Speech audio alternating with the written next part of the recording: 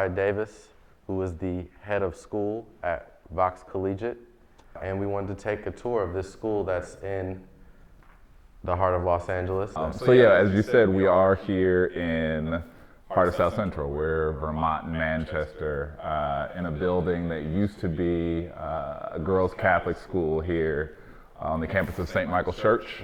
Looking at starting a school in LA, it was important to me to go to a place that actually had a high need. And South LA, the numbers that, you know, we know the stories of education in South LA, but then digging into the numbers and knowing that the major public middle school down the street, 4% of their students are on grade level for math, and only 8% are on grade level for reading.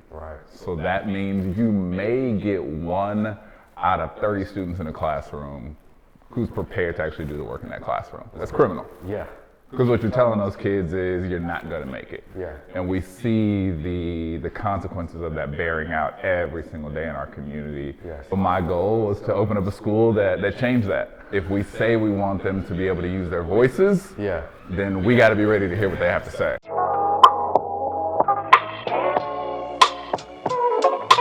Do you try to funnel them to a certain set of high schools? Is it just the city schools? What, you know, it's the collegiate is in the name, so I have a feeling that you guys kind of have an idea of where you want. We want them to go to the best options for them for high school. And our parents know, our staff knows that not every high school is going to be a good fit for our students. We want to let them know that like there's choice in this. You have agency in this.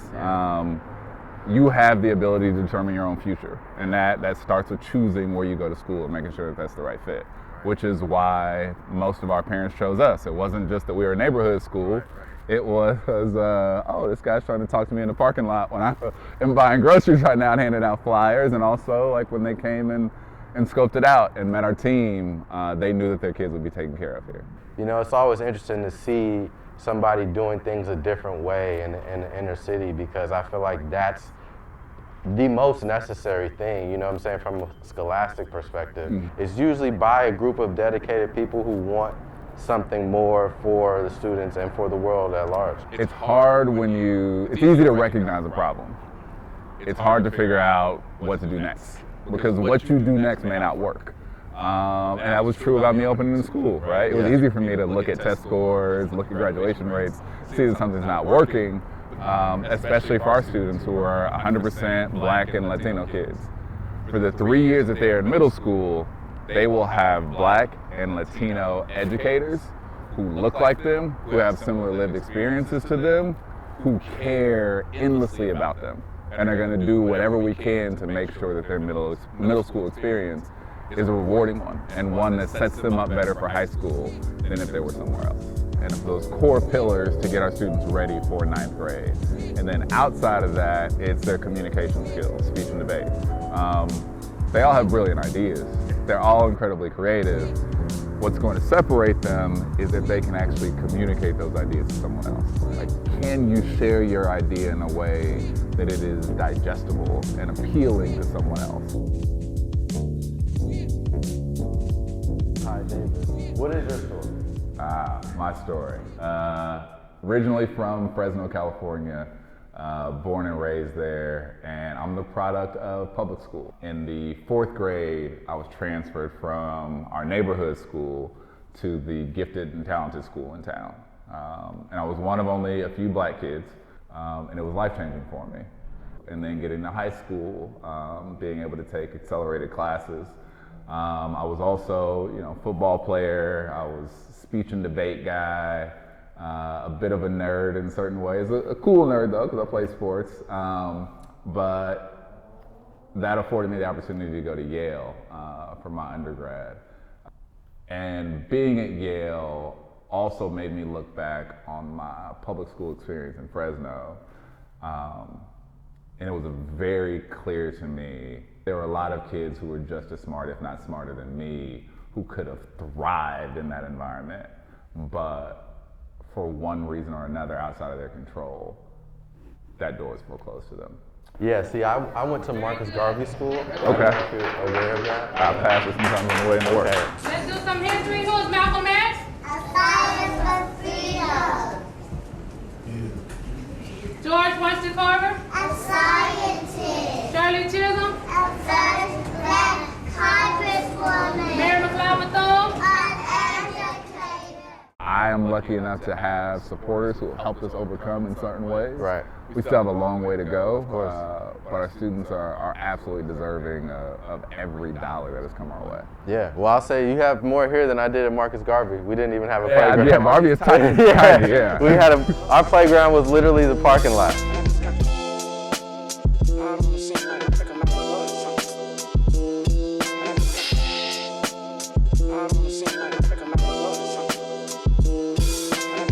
When you think of the civil rights movement and all the other movements as far as peace and justice, and you think where we stand now, have we accomplished anything? What runs through your mind? I mean, it would be disrespectful for me to say we haven't accomplished anything with all the sacrifices people have made up until now.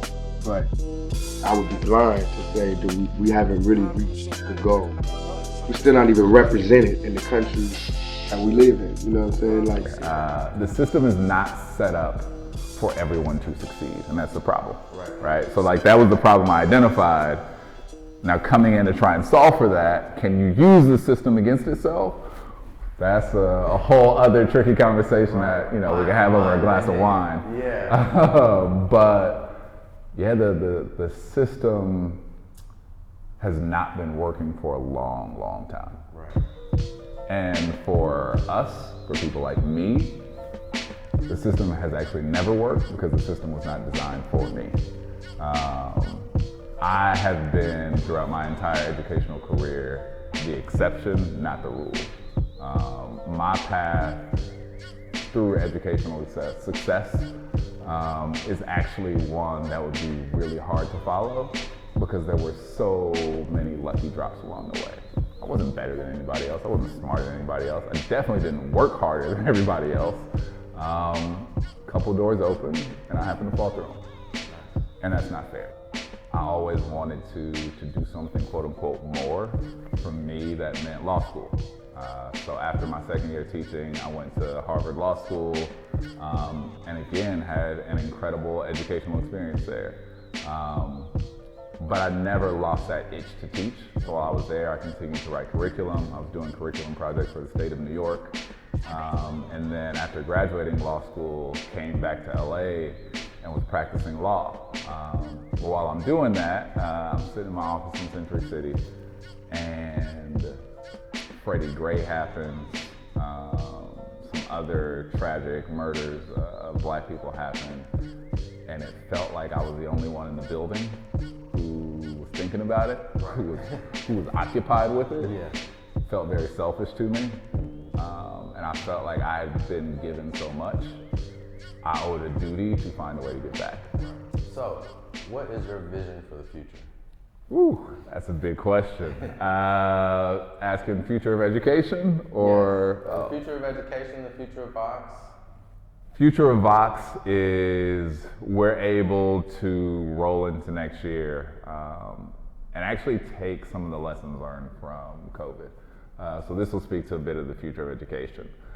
What I have realized is that our students need us to hold their hands a little less than we thought. Things should be more tech-based. One of the big pieces of feedback that we got from students is they appreciated now that everything was in one place online. They don't have to worry about rummaging through different pieces of paper, different books.